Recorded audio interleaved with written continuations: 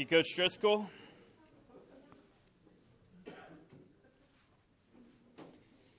All right, welcome. It's great to see everyone. This is probably my 11th basketball media day and probably the best crowd I've seen, which is exciting. I think that kind of tells you where we're going with this program. We're 20 days away from tip-off. Hard to believe, especially those that are ingrained in football and following that. Basketball always sneaks up on you, but we're fully focused on tip-off in 20 days. Exciting. We're also excited to get back to normal game day operations. I think we all can get excited about that. Having fans and students back in the stands. Campus is alive again with students on campus, and we expect them to come and support our men's and women's basketball teams. We're also returning to courtside seating, normal capacity. Masks are going to be encouraged, but they will not be required. And then we're going to keep the clear bag policy in place into this year. So just kind of something to think about as we go into the year, that we are excited to get back to normal game day operations and create a great fan experience. Obviously, the ASUN Conference looks a little different this year. We do have 12 schools in the conference. We have new members, Jacksonville State, Eastern Kentucky, and Central Arkansas. The ASUN Conference is broken up into two divisions this year, the East and West Division. The league is probably about as deep and strong as I ever can remember the ASUN being. I'm sure the coaches will speak a little more to that. And even next year, we're looking the league will be growing to 13 schools, with Austin Peay recently being announced as the 13th member of the ASUN. Obviously, conference realignment is very fluid right now, so that could very much change before we get into next year, but that's what we're looking at this time. I really want to encourage fans to support the men's and women's basketball teams this year. Attend games. We've got 25 home games between the men and the women. We have 4 Saturday doubleheaders that will really gear towards families and try and, there's a lot of entertainment options in Jacksonville, and we get that. And so we're going to work towards just making sure that men's and women's basketball and all of our Osprey events are somewhere that our families and the Jacksonville community want to spend their dollars. We're going to provide a great atmosphere, a lot of fun. It's a quality Division I product, incredible student athletes, and we're going to share our stories and have people come out. We have multiple elementary school games for women's basketball. If you've not attended one, I highly recommend at least doing one in your life. It is nothing you've seen before. If people cannot attend games, all of our home games are broadcasted on ESPN+. We've got a great crew that works hard putting those events on, so if you're unable to make a game, you can watch it straight on your phone wherever you're at, and we encourage you to do so. So we look towards this season, because today is about this season and talking about this season, but I am going to talk a little bit beyond this season as well today. So our goal is to create the best fan experience in the ASUN Conference. That's our goal, because if we create that fan experience, the student athletes are going to feel it. At the end of the day, as an administration, as coaches, our number one job is to make sure the best student athlete experience is created. Well, we can do that by creating a great fan experience as well. And so we want to make sure they feel that. And a step towards that is enhancing facilities. We want to be able to attract fans. We want to be able to attract people to our events. A lot of people in Jacksonville, again, we're fighting for that entertainment dollar. We want people to come out and support the Ospreys. So one step, and we're going to talk about that today briefly before the coaches come up, is arena enhancements. And so we have some exciting stuff we want to share today regarding arena enhancements. The very first project we're going to talk about is the UNF Arena Hospitality Project, and so which is officially called the Bank of England Hospitality Suite. And so what we're looking at, you can see some renderings to the left and right. You also see them on the screens around, and then we also have printed out some take-home pieces. Make sure you grab one. It kind of explains what we're working on all together. But basically, the goal here with the Hospitality Suite is to provide a semi-private area within the arena where all of our donors and fans of the Osprey Club can join together, get ready for game day. It's a great atmosphere. This space will also be created for university functions, can be used for university functions, graduation, presidential lectures. This is a space that will be used beyond just game day. But a big reason we're building is create that game day experience and make sure our fans and our donors have somewhere they can gather before the game. If you're familiar with what we've done in the past, when I first got here, we were in the multi-purpose room in the back hallway of the UNF Arena. We had some chips and salsa out. We had some fruit that may or may not have some flies around it, and that's kind of where we did our gathering. There was maybe 20 people there. And then we graduated up, and we went into the second floor of the arena so our fans could sort of at least watch warm-ups before the game. We went behind the bleachers, so some people were behind the bleachers, very loud in there. And it was a good space. It's a good upgrade, but we've outgrown that now. Now we're averaging 120 to 150 people. We're maxing out to 180 people, and it's very crowded when we do that. So what's the next step for us? It's this hospitality suite, an area that we really can be proud of, an area that we can gather and be very proud of that area, Division I, high major, as Coach Driscoll would say, facility. So the Bank of England Hospitality Suite will also be a rental revenue generator for us. Obviously, the ability to get in there will acquire donations, but also we can rent it out for external events, corporate gatherings. We're now creating a space on campus that really doesn't exist that we can utilize to generate revenue. We're also looking at 72 premium seats that will be created off of this. So you have the hospitality suite that will have the food and beverage inside, and you walk into a balcony and down into 72 premium seats. That'll be a new source of revenue for us in those premium seats. It's basically going to be an all-inclusive ticket, an all-you-can-eat and drink ticket that we're going to be able to sell to new clients, corporate, and donor. Another benefit which really excites me just as much as that game day atmosphere is the fact that we're going to be able to use this on a non-event day, just day-to-day operations for the athletic department. So this room has the ability to be divided into two, one for a conference room, which we currently don't have a really quality conference room for a Division I athletic department, and two, it'll be a film room, a place that teams can gather and watch film, prepare for practice and games, but also what I'm really excited about, this should be our major recruiting tool. This should be a recruiting room where every one of our 14 head coaches come to start or finish an official visit. We'll have all the audio-visual we will need that they can play, have a meeting with the family and then play a highlight video on a large TV with all the audio-visual that we will need. And so it'll serve a lot of different functions besides just that game day function. So I would like to thank several people that are here today.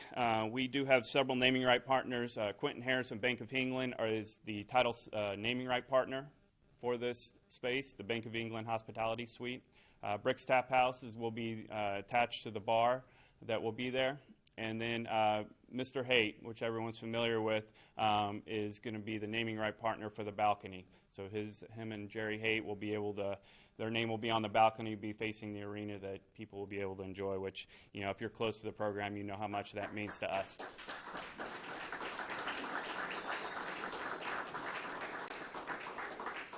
And then you can also see we have several donors that already stepped up and contributed to this project. We're about $200,000 short of where we need to be, but we are working hard to get that done by the end of the calendar year. The goal is to finish design and the fundraising by the end of the calendar year and be ready to break ground as soon as basketball season ends this year and be ready to go for the start of volleyball season in September.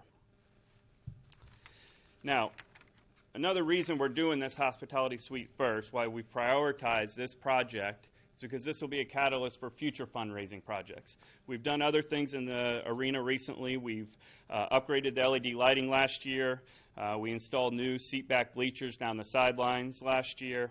And then also following this basketball season, we're going to install a new sound system for the arena. So again, if you've watched an event in there, you know that's in need of a major upgrade. It's the original sound system from when the arena was built.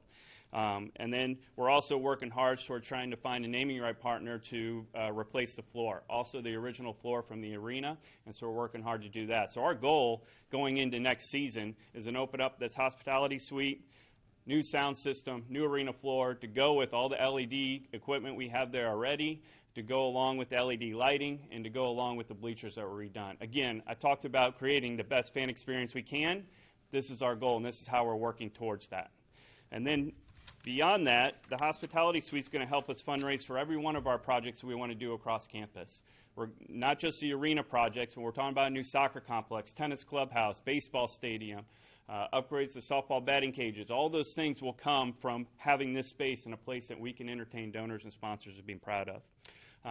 In particular, the future arena renovations, which you can see on the screens and in the packet, that's a big part of what we want to do next. We want to renovate the locker rooms. We want to create a weight room and training room that can serve all 300 of our student athletes. That would be on the north side of the arena.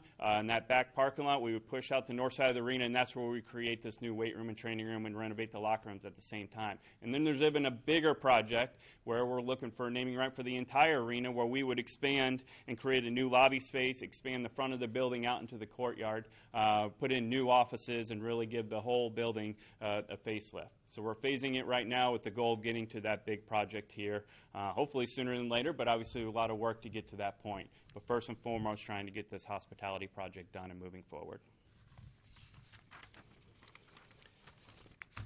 That's it for me. No, I appreciate your time, and I felt like this was an important project to share. Obviously, this is beyond this basketball season, and a big reason a lot of you are here is for this basketball season, and we got some work to do this year. We have two very talented teams, and I encourage you to come out and support them and cover them. We're really going to gain that traction across the Jacksonville community if you do so. So I think any questions from me before we move on to Coach Gibbs? Yes, sir. Nick, just for the hospitality suite, do you have a ballpark figure of how much that's going to cost? Yeah, so the first phase of this, we currently have offices that are in those rooms. And so we're relocating those. That's going to start within the next 2 weeks. And then, so if you combine that part of the project plus hospitality, we're looking at about a $1.3 million project. Okay. But that's a $1.3 million investment that you think will result in being able to entertain, as you said, people that's going to have some far-reaching effects, right? Absolutely. One of these days, you're going to realize that 1.3 million back, right? Absolutely. Okay. Sooner than later. All right. And I just have one question. What do you know now about being an AD at this institution that you didn't know 100 days ago? Sure. Honestly, there's not a whole lot. I think because I was right next door to Coach Moon for 10 years. And so I saw a lot, everything that came in and out of that office and the different subjects that came through. So nothing's overwhelming, nothing surprised me. What I do know and what's been confirmed is we have a great group of people working here. Between head coaches and senior staff, we haven't had any turnover at that level, which is tremendous. And it's just allowed us to hit the ground running right away. And with the return of some sense of normalcy, game day operations, full capacity, we get to be on the floor, right? Right. In retrospect, how do you think this university came through last year's pandemic with the understanding that we may not be completely over yet, but what's your thoughts on being able to overcome what you all did? Yeah, last year was probably, and I would say all the coaches would agree, one of the toughest years with all the protocols that were in place and the different things we had to deal with to be able to compete. But at the end of the day, we were able to compete. And we went in the pandemic saying that, we weren't going to cut any programs, we weren't going to cut any scholarships, we weren't going to go through furloughs or layoffs, and we held true. We haven't done that to this date. When we were able to compete, we were able to win championships last year. And so be able to come into this fall and be as normal as we could be with still some protocols in place I think it's given us a little more sense of appreciation, for the way things were and where we're seen to be headed. Great. Thank you very much.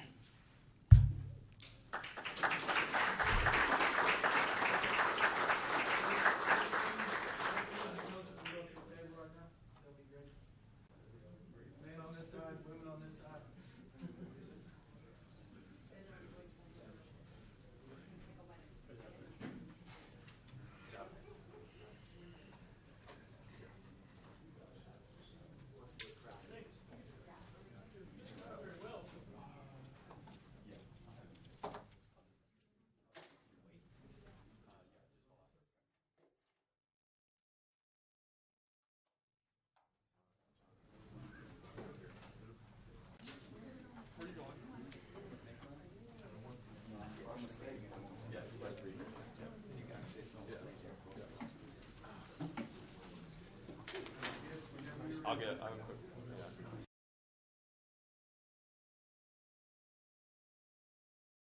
So we'll start with the women's basketball team. We'll have head coach Darrick Gibbs lead us off. Big year for the women's team. Highest ever ranking in the preseason poll, so second in the poll, and then A lot of preseason accolades for the Ospreys. All three of these have earned all-conference honors.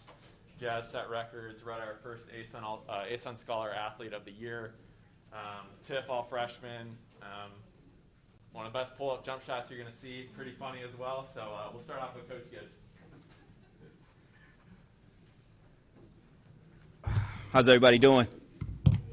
Good? You guys excited for basketball to start? Yeah. It's exciting to be up here. 7 years ago, I was up here doing the same thing, and it's good to see some of the same faces and a lot of new ones as we've rolled through this. So I appreciate you guys taking the time to be here today. I'm excited. We got actually, like you guys were talking about, the COVID year and kind of getting back to normalcy a little bit. And it's fun to have everybody in the same room, having everybody expected to be at games and supporting these young ladies as we kick off the season. I'm excited about this year. It's a situation where we're returning everybody from a team that was one of the best teams in school history on the Division I level. And that's exciting. These three here, Jazz, Retta, and Tiff, have been here from the beginning and have seen this program grow over the years. And a lot of that growth has to do with them and their contributions to the program on and off the court and the work they've put in. And so we're excited to be in the position that we are now. We're picked second in the coaches poll, third in the media poll. And but again, understanding the work that's in front of us and what needs to get done. When we talk about returning everybody, we were one of the top 3-point shooting teams in the country last year. It was fun to watch. I think we took a page from these guys over here and reference to doing it. We were 10th in the country and made threes last year, which is exciting. And the more exciting thing about that is everybody's back. They've all gotten better. And we've added a couple pieces to the puzzle that are going to extend that and make that even better. So, it's a really, really good position to be in. We've added 2 new players to our group. Brittany Gore, she's a post player transfer from Penn State. And I should say 2 transfers.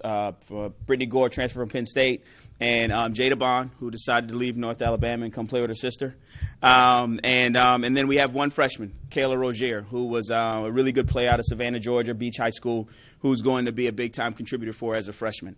And so with all the pieces returning and the new pieces we have, we feel we're set up to have a really, really good year.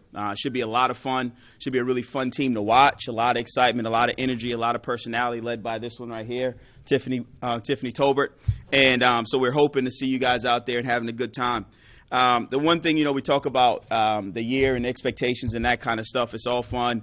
But obviously the ASUN conference is what we're gearing towards and getting ready for. And our non-conference schedule's a bear. One of the hardest we've had since we've been here. Opening up at Florida State on the 9th, who's just got picked in the top 25. We're at Georgia, we're at Clemson, we're at Miami, and at Auburn. So we got 5 really, really big-time games that we play. We spend a lot of time in Florida. I think 20 of our 29 games are in the state of Florida. So always easy to come to if you're on the road in the area. Should be easy to get to because of where we are and where we're playing.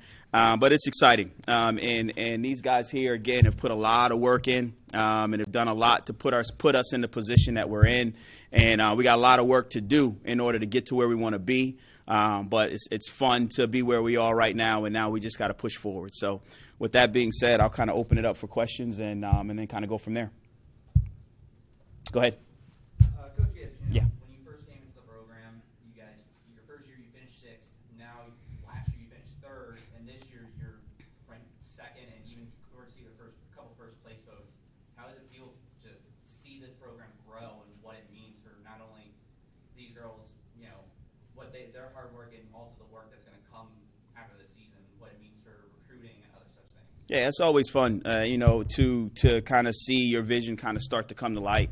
We're still not there. Still got work to do to get there, but we're taking the steps in the right direction. And a lot of it comes down to recruiting and development and recruiting the right type of players and then developing those players as they come in. And my staff has put in a ton of work with these young ladies to kind of help get them to where they are. And again, it's just the beginning of it, I think. Darrick, Mm-hmm. you got almost everybody back. Mm-hmm. You're adding Jada Mm-hmm. to the mix.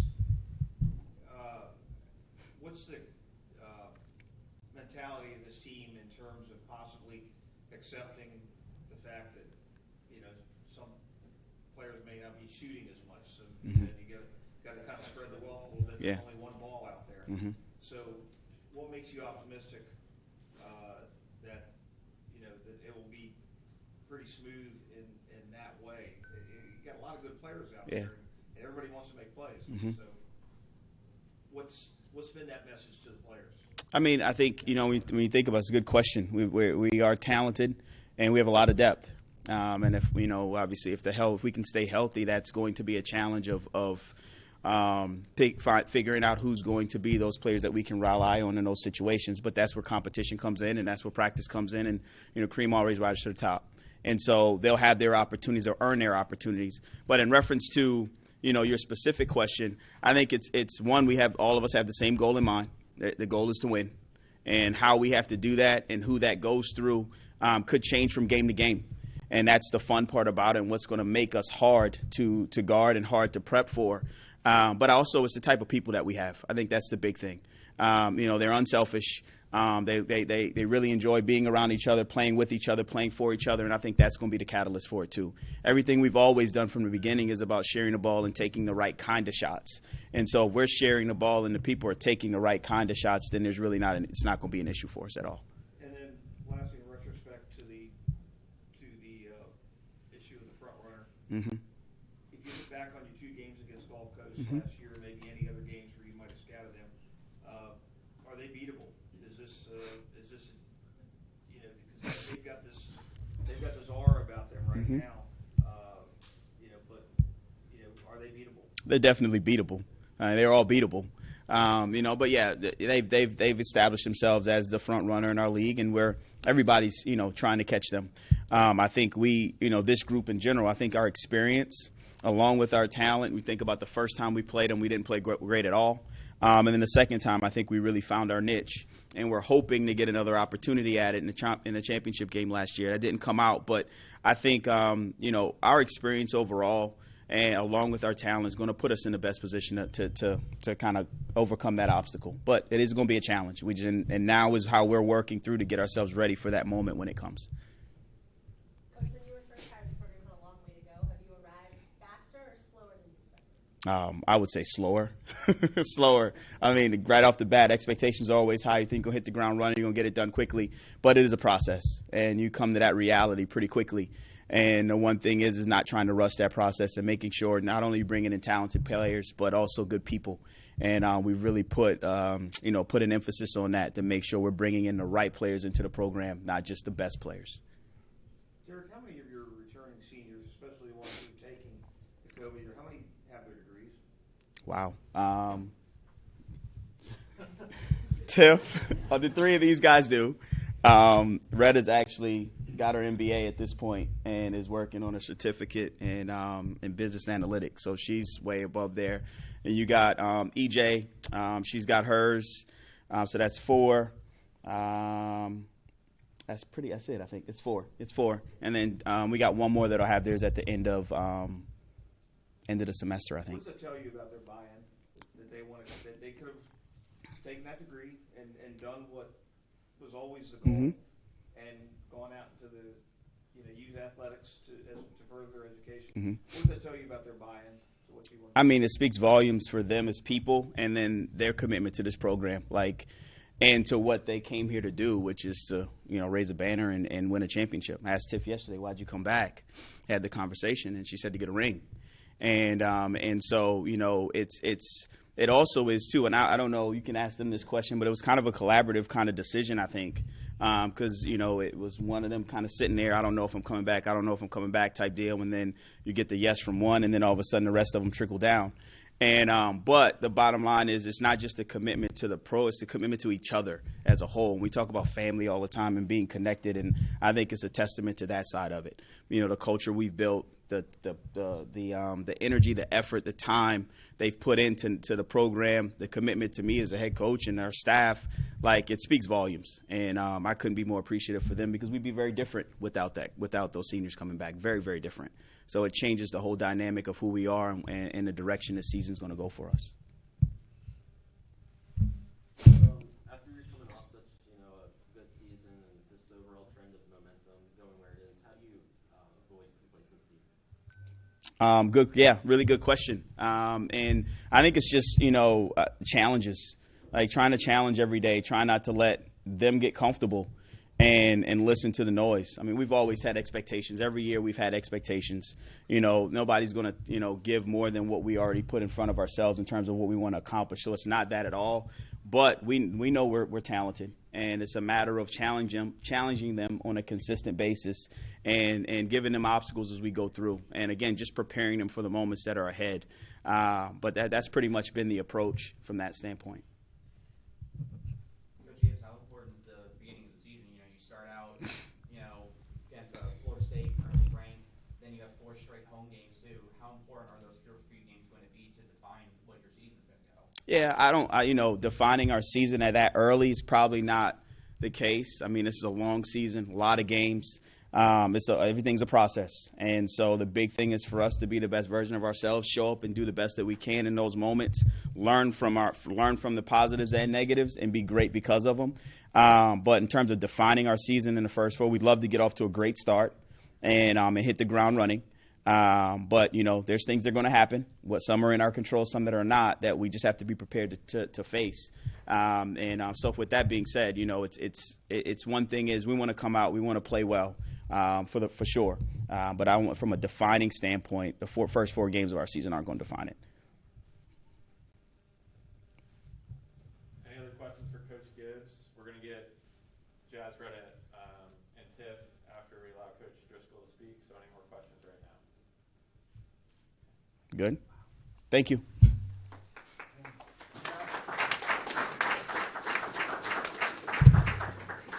And I would lead off and do some stuff like Brock, but Coach Driscoll is a creature of habit. I know he's got all his things, so anything I would say, he's going to say. So I'm just going to let him go ahead and go. First, I'd open up with Coach. We were our first championship. We were picked second to Florida Gulf Coast as well. So if that means anything, yeah, just take that. And you are a wonderful group. I do want to know, and this would be a great question for the media to ask, when Jazz and Jada were going at it, and Jazz got the end of it with the 3 at the buzzer, and they both had 25 plus, and it was an incredible game. I envisioned the backyard, and I envisioned her hugging her, telling her she loved her, and then I envisioned Jazz saying, "Now go clean the dishes." Like, that's what I really, really envisioned as she got that dub against her sister. And now we're grateful to have her here. Obviously, running our 13th season, which is amazing in and of itself in this profession. Very, very, very honored to be the coach at the University of North Florida. Still wearing the suit that I took the job with. Still wearing the tie that we won our first championship with. And this place means a lot. However, with anything in life, nothing is really that important except the people around you. And if you surround yourself with the right people, good things are going to follow. So I really would like to thank my staff that's here. Bobby Kennon's been with me the whole time. Bruce Evans, who's been with us the whole time, had a short stint at Georgia Tech but came back. Coach Stephen Perkins was with me since 2006 at Baylor. And then, of course, the newest member of our staff has been with me for 26 or 27 years, whatever it is, Chase Driscoll. Really, really grateful to have them and to have them be a part of this. And when you look at it, your question, and I was going to talk about this, the transition's been seamless from our athletic director situation. It's been seamless. And what's really been great about that is the fact that we have a unique place at the University of North Florida. And because of that, and when you have good people and when your heart's in the right place, I'm not a believer and I never will be. And I talked about this with the alumni last weekend at the Jaguars game. It's not about the cup being half empty or half full. I'm not into that stuff. Other coaches can speak how they want. The only thing I really am into is filling up the cup. Like, whatever it takes to fill up the cup, let's fill it up. Because if you fill it up, you're going to win. That's what happens. So we're real big, and hopefully you guys understand what this university stands for and what they're about. These guys are incredible. Absolutely incredible. The thing that Coach Gibbs spoke about that you have to understand is this league wins when it's old. This league wins when it's old. However, there was a special young group that came through that kind of changed that mentality. And this group has that same feel about them. 7 freshmen, 5 sophomores, 1 junior. all kind of COVID situations. We got 2 sophomores that are in their 4th year. They're going to be double degreed and possibly full job, maybe given to the Osprey Club before they're done. So we've got some guys that have been around, but we also got some guys that are coming through. And when you think about it, we've averaged over 10 wins a year since we've been in the league. 10 wins. The last 8 years, there's never a team in the league. There's nobody in the league that's finished 4th or higher, including our 3 championships. Nobody but us. So this program has incredible consistency. We've set the bar at a very, very high level. The elephant's always in the room with us. And these guys understand that. And with that said, and with that understanding, give you a good example. Baylor University, who I was the pleasure to be with the first 6 years, just won a national championship. In the last 8 years, they've won 63% of their games in the league. And for you, you'd say, wow, that's awesome. Wow, that's great. We've won 64. And sometimes people forget about it because of what happens for us in the non-conference. So these players have been through a ton. They've been through a lot, and they understand. Last year was what it was. It's over with. I'm not going to discuss it at all. But what I am going to discuss is we're the only team in the league. Nobody else has 3 players that were first team, second team, or all freshmen. Nobody. So we've got dudes that have put it in the books, and we got dudes that understand what it takes to go to whatever it is we're going to go to. So today is all about perception, and it's great for y'all. But the reality is March. That's the reality. And when you look at these guys and you look at them as a whole, you can start wherever you want to start. If you start with these 3, obviously Carter and Jose were poached like there was no tomorrow. The transfer portal was calling them like it was yesterday. But they decided to stay. They decided to stay for the right reasons because they understand whom we are, who they are, and how it all comes together. And to their credit, they did that. And Carter, obviously, going back to Kentucky this year to play Kentucky, a school that he's always wanted to play at. Neat story, he was actually doing a tour of the new Rupp Arena renovations. And the same day that I called him and said, hey, we're playing Kentucky. So really, really, really cool that he gets to go back home and play in front of all his own people in a place that will have 25,000 people. Not friendly either. Jose, here's a guy that a lot of you guys, you kind of lose it because, we sometimes, even as coaches, we get spoiled. Dallas was a joke, right? Yvonne Gonde-Rosa was unbelievable. And then this joker's got to sit out, and then he's got to fill their shoes. And did he fill them? And he filled it up. He filled it up because he understood what it meant. He understood what that meant. He understood that catalyst and what that means for us in the way in which we move. And to his credit, he was able to do that. Jonathan, and it's A-Bar, Jonathan, like for what he did, going through whatever he had to go through or not go through, it was incredible to see how he grew and grew and grew and became one of the best freshmen in the league. And again, his expectations are even higher. So you look at the rest of them and you say to yourself, well, coach, what about this guy? Well, what about that guy? Well, how do you feel about this or that or these others? And if you look at a guy like, for instance, Chaz Lanier, a kid that had incredible I don't want to say fortune, I'm not into that stuff, but things happened. And he couldn't get flowing. And then the last game of the year, the last series at Stetson, hey, you got to play. And you got to play 25 minutes. And we'd like you to score about 15 if you could. He ain't played all year. And he did. But he really grew. Josh Berenbaum, his roommate with this dog, all 3 of them, Josh Berenbaum, same thing. He played 11 minutes entering the last series, and he was newcomer of the week. He played 11 minutes in the league. He was newcomer of the week. Well, coach, you're unintelligent. You should have played him. No, he didn't earn the ability to get on the floor. There's a difference between the two. So I know you were thinking it. I saw you. You got that money jacket on. I know what you're thinking. Anybody who wears that jacket's got a good mind. And then when you look as you move forward through that group, look at a guy like Jacob Cruz right up the road, a couple thousand points, can shoot he's shooting right now in the last 3 weeks like 64% from 3. And he's really getting into his own because he's getting out of his way. Because he was always in his way. And then the one guy we always talk about, Jaden Parker. 6'10", and by the way, he just got over 190. Hello! Yes, sir. We got to thank Fred Burnett, our trainer and our COVID expert last year. Without him, we never would have survived. So Fred Burnett deserves a great round of applause.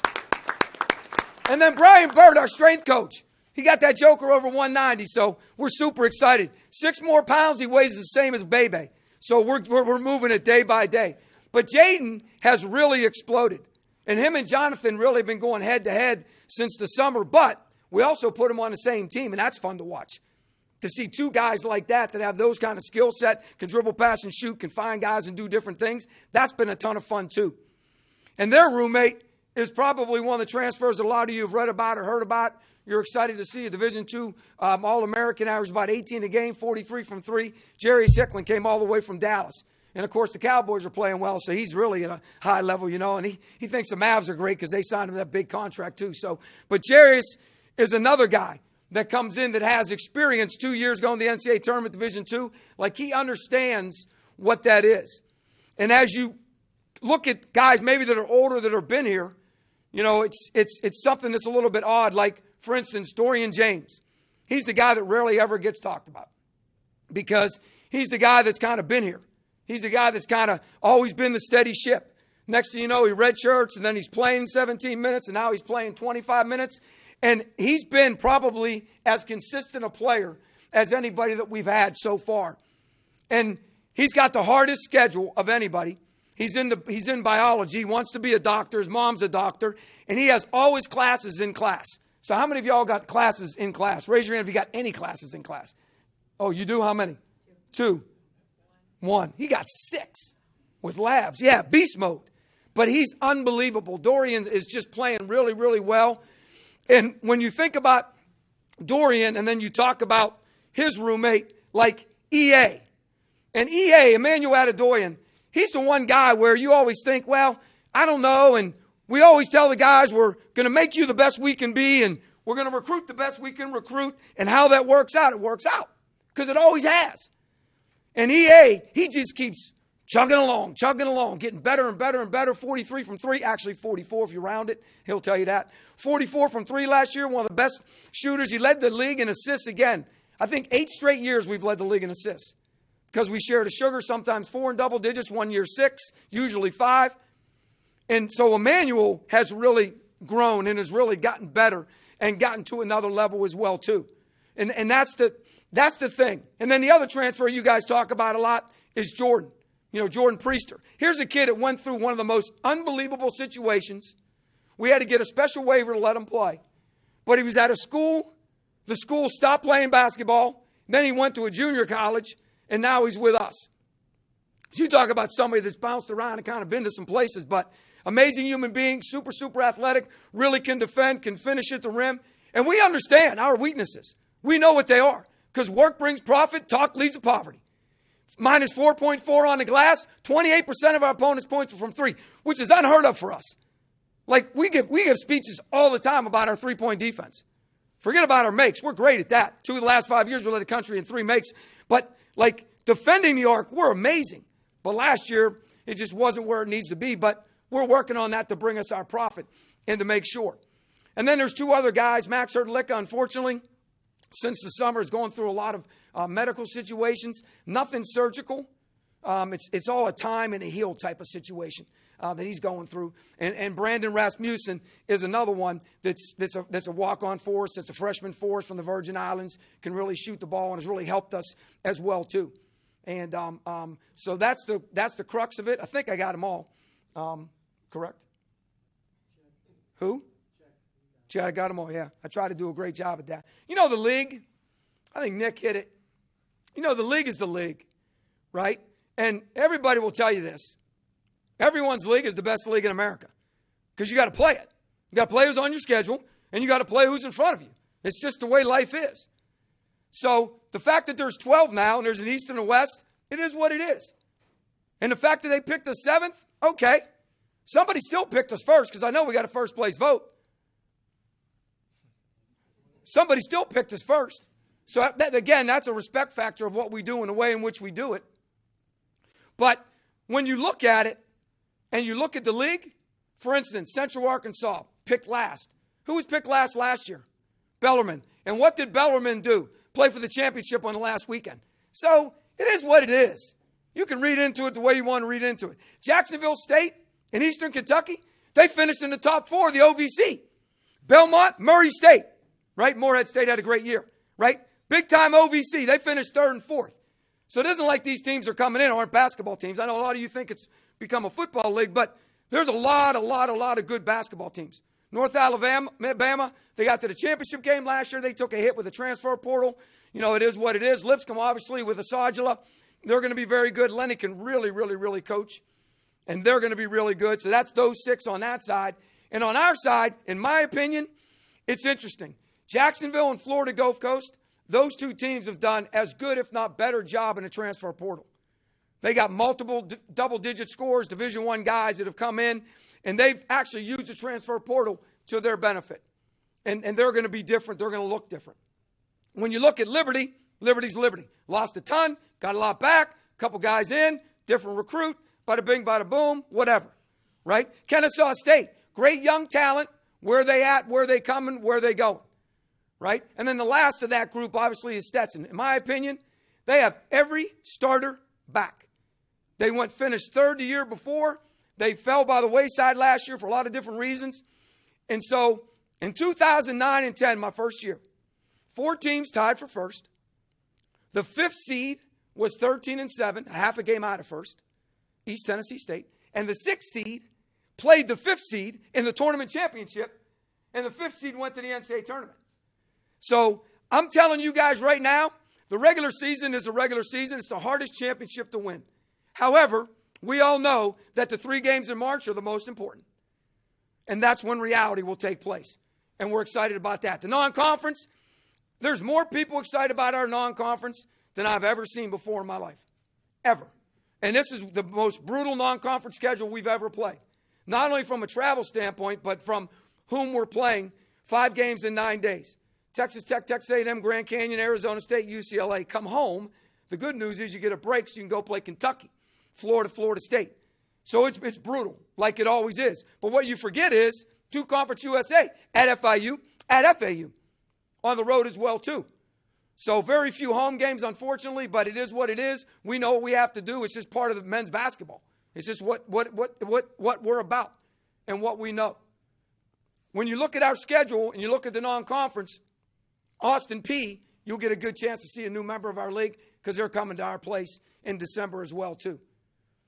And then lastly, I'd like to say this. I'd really like to thank and really mention our 2015-16 teams because they're the ones, obviously, that took us to this level.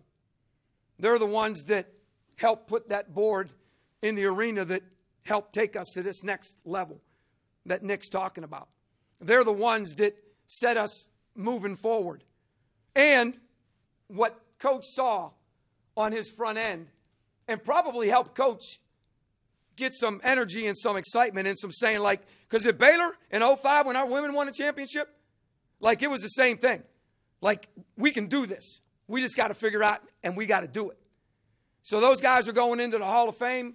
Obviously, Chase is part of that group. But we're super excited. November 6th, 2 Saturdays from this upcoming Saturday. If you can make it, it's at the arena. We'd love to have you there for the Hall of Fame. Coach Moon is also going in. And I apologize, I don't know the others that are going in, but I know Coach Moon's going in as well, too. So I wanted to say something about that group because they're special, and they've helped these guys a ton. We had a reunion this summer, and they really helped these guys a ton. So, any questions? Okay. Hey, I'm great. How are you? What do you hope to accomplish, especially from that first stretch of non-conference games? You know, it's kind of pointless to talk about wins and losses in that regard. Thanks.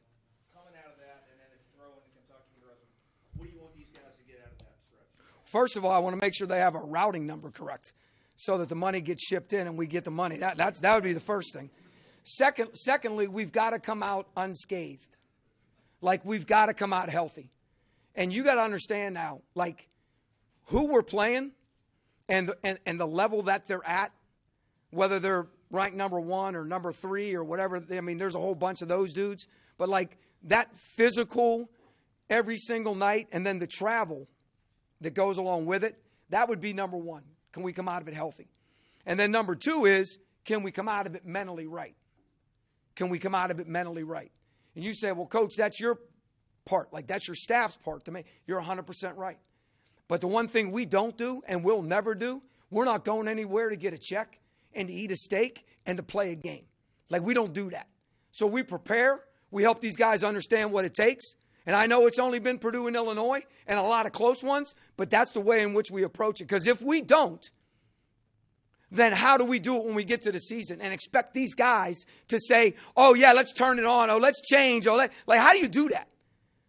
So from a mental aspect, how we come out of it and what we've done and how we've prepared for that next stage. Because we know when January hits, like, that's huge. And also, too, our league's whacked out this year. This is the first time we're playing Tuesday, Saturday. So the league's a little bit different in the early stages about how we're playing. So this travel actually, in our opinion, bodes well for us because it's a lot of stuff we have to do once we get to the league. So these guys are going to be experienced from that. But physically and mentally, we've got to make sure that we're at the right place. Before playing at UCLA or Kentucky or the past games like that, do you tell them we can win, or do you tell them here's how we can win and go from there? Well, I don't tell them we can win because if I say that, then they probably think we can lose. So we present it with here's how we're going to win the game, and then we present it that way. This is how we're going to win the game. Like, here's their shortcomings. Understand something. What people don't like about us, why we finish fourth and higher every year, is because we do two things that people don't like. We shoot a lot of threes. No, let me rephrase that. We make a lot of threes, and we play zone. And when you mix those things in, it's difficult, and it's different. So these guys understand. We're going to get up like Mark Cagnasola has. He owns the trademark. We're going to get up, and we're going to win. And we've always been 1-0 since the beginning. So it's not a can. It's always about this is how we're going to win. These are the things that we're going to do. Here's what we're going to do against them. Here's what they're going to try to do against us. Let's get it on. That's always been the way we've gone at it. And understand now, Texas Tech Tuesday night, Texas A&M Wednesday. Sound familiar? Michigan State Friday night, Michigan Saturday. Travel Sunday, VCU on Monday. So it isn't like we haven't been through a gauntlet like this before. Michigan tied with 8 minutes to go. They went to the Final Four. VCU, we missed a 3 to tie it with 2 minutes to go. Michigan State was a little different story. So these guys understand, like, guys have had to do this kind of stuff. So we go at it with that approach. Thanks for getting me going. Anyone else? That's my goal was usually to have no questions. So it's been great. I do. I always it's always been my deal. I do want to say this, and the best way to say it is my beautiful wife just walked in, Miss Carrie, in the back. We were talking about the hospitality room back in the back. Nick didn't mention that the wrestlers used to go back here, and we used to have to spray it down with Febreze for like an hour before we brought the people in. But Carrie's desserts have always been relevant. And we're thankful, and I just looked back and saw her there. So, sweetheart, you're a part of the family, and you're part of us more than anybody. So thank you for being here as well, too. Thank you, guys. God bless you. Appreciate it.